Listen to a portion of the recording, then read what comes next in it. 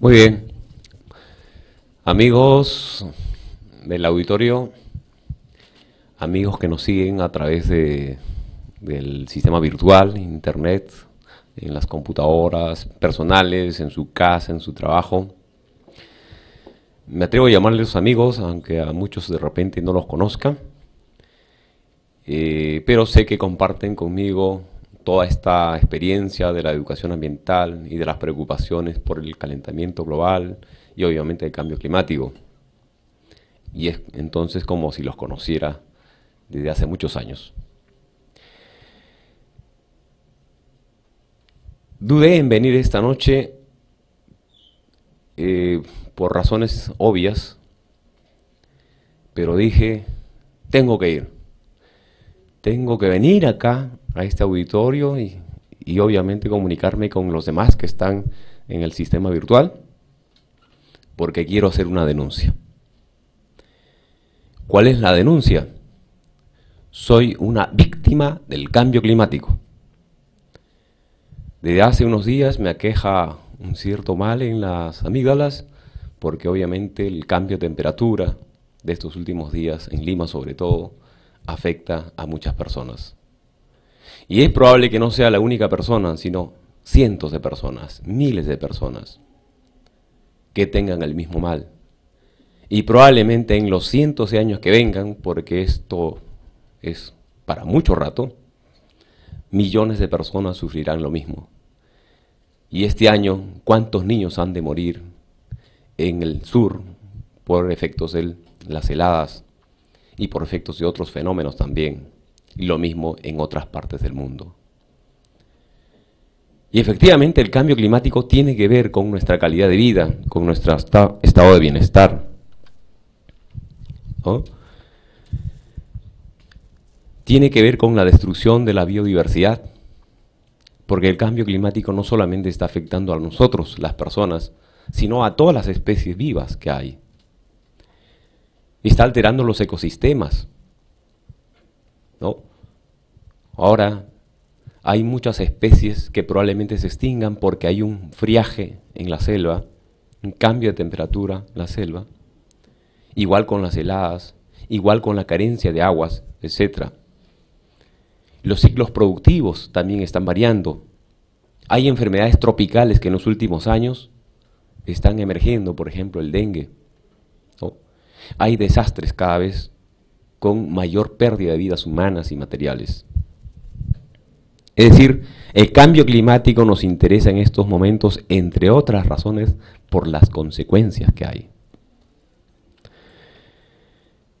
Pero ¿por qué el cambio climático? Creo que el primer ponente algo ya refirió. Tiene que ver con los gases de efecto invernadero, ¿no? El gas metano y especialmente el dióxido de carbono. Algunos dicen, bueno, el cambio climático en realidad no debería preocuparnos mucho, porque el cambio climático es parte de la variación climática natural de los ecosistemas y del mundo y del universo. Siempre la Tierra ha sufrido estos problemas y siempre ha encontrado una solución natural. Pero hay una precisión que hacer. Los cambios de la temperatura en los últimos 250 años, y ahí están los estudios del IPCC, son de tal magnitud, de tal intensidad, que no se compara con ningún otro momento de la historia humana ni terrestre. Es decir, es un fenómeno nuevo. Si antes era natural, ahora se dice que en realidad el cambio climático ya no es un fenómeno natural, es un fenómeno social.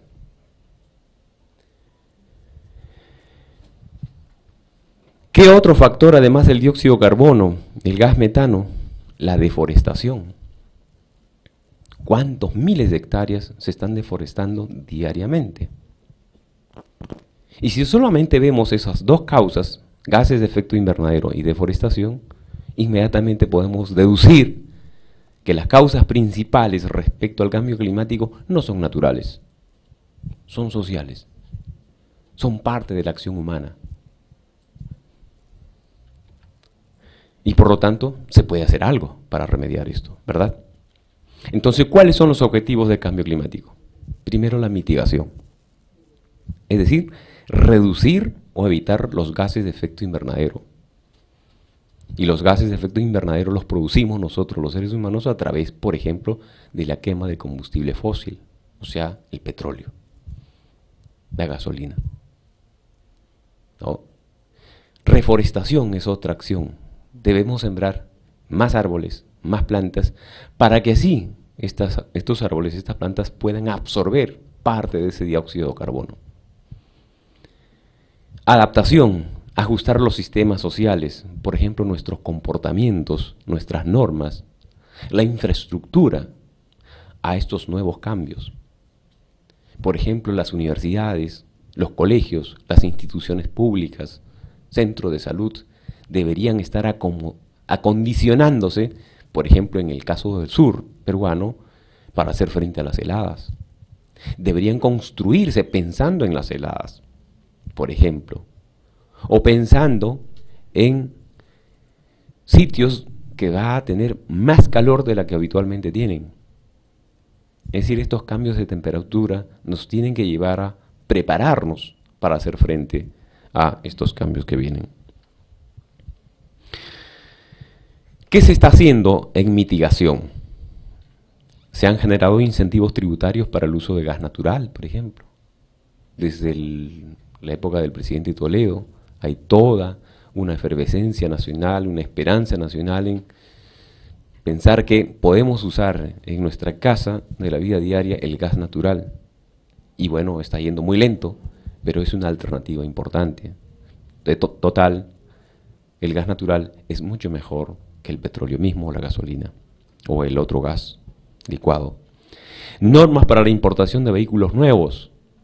Miren ustedes cuántos vehículos del tipo que conocemos nosotros y cuánto impacto ambiental, cuánta contaminación genera. Hay normas que están incentivando la importación de vehículos nuevos.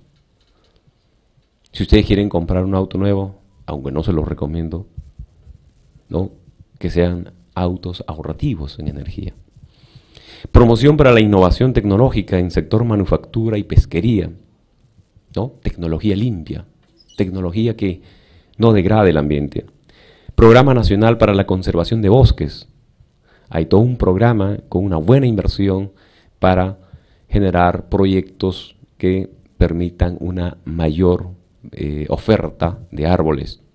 Tenemos nosotros una vocación enorme como país para esto y tendríamos que aprovecharlo. Programa Nacional para la Conservación de Bosques, Plan Nacional Integral de Residuos Sólidos. Los residuos sólidos se van quemando en muchos casos, no hay botaderos, plantas de tratamiento adecuados, hay simples botaderos, ¿no?, y eso va afectando el ambiente también. Mecanismos de desarrollo limpio en general, ¿no? ¿Qué estamos haciendo en adaptación? Evaluaciones de vulnerabilidad nacional. Necesitamos saber cuáles son los espacios, los sectores, los departamentos, las regiones, las provincias y llegar específicamente hasta distritos. ¿Cuáles son los niveles de vulnerabilidad?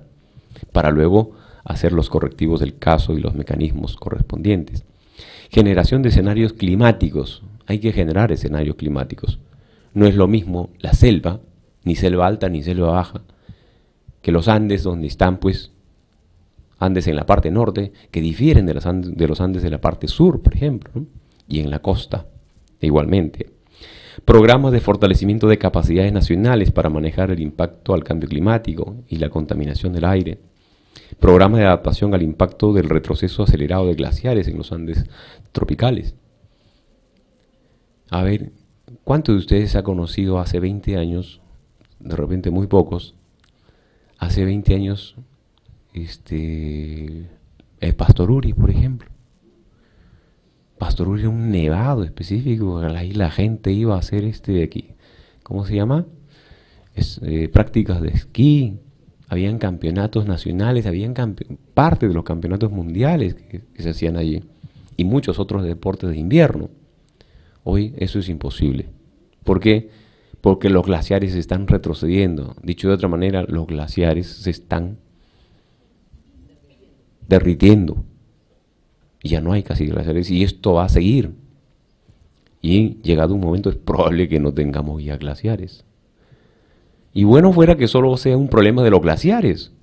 El problema es que los hielos allí, ¿no?, nos proveen de agua para los ríos y nosotros tomamos agua de los ríos, porque en la costa, que está más del casi el 70% de la población nacional, miren, la costa es desértica y vive gracias a los glaciares de los Andes. Y si esos glaciares se van a derretir todos, entonces no vamos a tener agua en la costa y vamos a morir en la costa, ¿no?